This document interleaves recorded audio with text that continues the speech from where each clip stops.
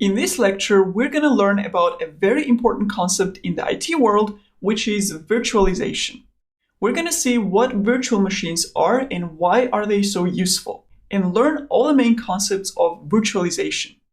Once we learn the concept of how virtual machines work, we're going to see it in action in the demo part by creating a Linux virtual machine on our computer using a popular open source software called VirtualBox, which is actually very easy to do. So let's get started.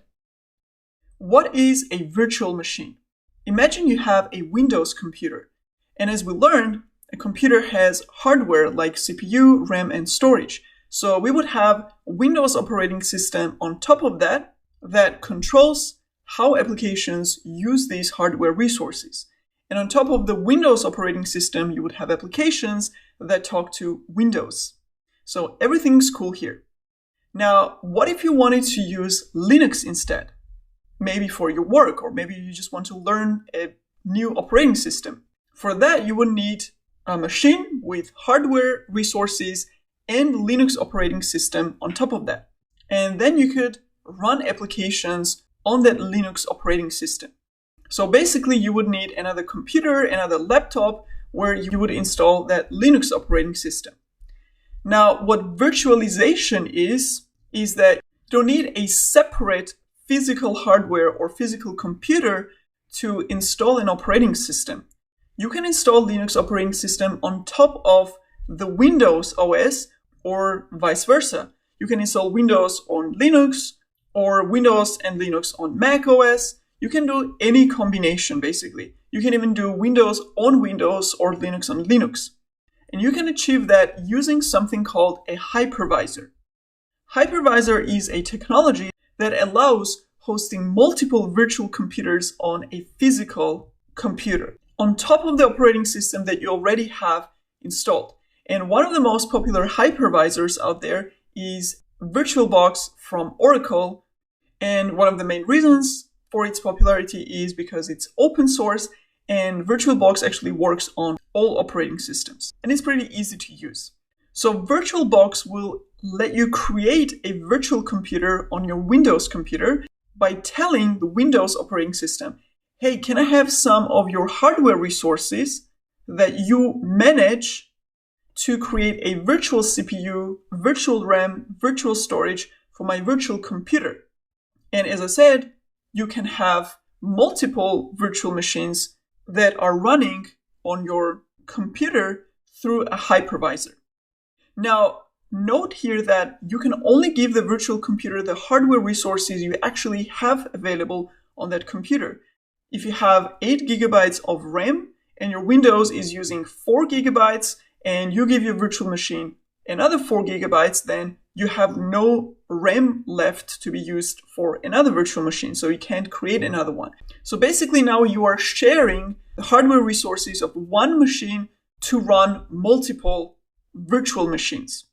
So this means that as long as you have one computer with one operating system, using the hypervisor like VirtualBox, you can install other operating systems on top of it. But these virtual machines actually don't see each other and they're completely isolated. So the virtual machine itself thinks that it is an independent computer. It's the only one running on that computer. It doesn't even know that it's a virtual machine. And it doesn't know that it's hosted on top of another operating system. And that separation is actually great because if something happens to that virtual machine, something breaks inside or someone hacks inside that virtual machine, it won't affect the main operating system. The main OS probably won't even know that the VM has some issues, and it doesn't care. So when this happens, you can just delete that VM and create a fresh new one super easily. Now, you're probably asking, what is it actually good for? What is the usage or benefits of having a hypervisor and having virtual machines on your computer?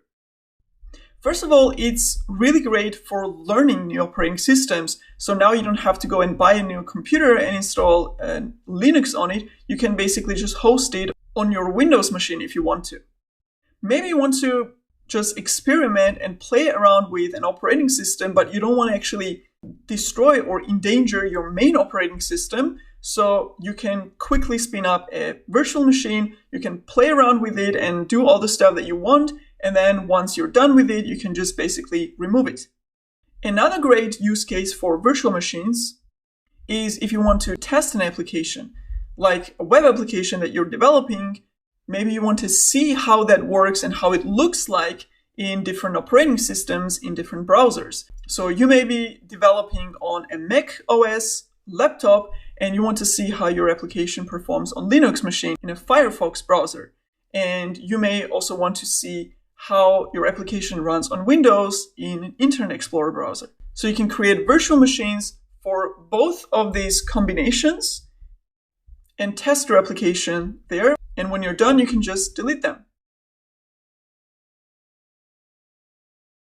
And this type of hypervisor that I just described, which is basically creating virtual machines on top of an existing operating system, is called a Type 2 hypervisor. So you have the host operating system or the main operating system, which is already installed on the hardware on your machine. On that operating system, you install a hypervisor like VirtualBox, right? So on Windows, you install your VirtualBox, and then using the VirtualBox, you can now install guest operating systems. And the guest operating systems, as I said, will borrow the hardware resources from the host operating system. And the Type 2 hypervisors are typically used for personal computers for the use cases that I just described. However, for big servers that companies are using, you have the second type of hypervisor, which is Type 1 hypervisor, which actually works in exactly the same way. However, the main difference here is that instead of installing a hypervisor on a host operating system, you basically install it directly on the hardware. And that's why the Type 1 hypervisors are also called bare metal hypervisors. So the hypervisor actually controls the hardware resources instead of talking to the host operating system whether it can borrow the resources for its virtual machines. So it sits directly on top of that hardware and controls everything. And some of the popular examples of Type 1 hypervisors are VMware ESXi or Microsoft's Hyper-V. And once installed, basically the concept is the same as with Type 2 hypervisors. You basically just install any operating system on top of it. So for big servers, you'll have one physical server with a bare metal hypervisor installed on it, and then you would have multiple virtual machines that are running on that hypervisor, all sharing the same hardware resources. And Type 1 hypervisor is mostly what those big companies and big cloud platforms actually use to create and run their whole infrastructure.